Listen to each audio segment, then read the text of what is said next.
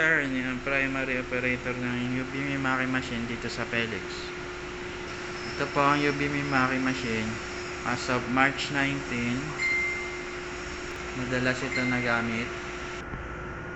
Naka 1,905 ako na print last week. Nagpahinga ito ng 2 days. Wala kaming in-house order. Pending namin ay good for day to day. Sa consumables naman, nag-consume kami ng Zero ink last week. Dito naman ang in-use ink ko, nasa mismong machine lang. Dito naman ang unused ink. Kompleto naman ako sa lahat ng kulay. Ito naman po yung inventory report. Update yan last week ay kahapon. Ito po ang aking printer head area. Ayos naman po.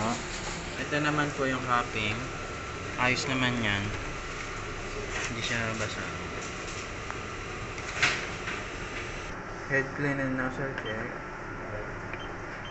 Head clean. After head clean, nozzle check.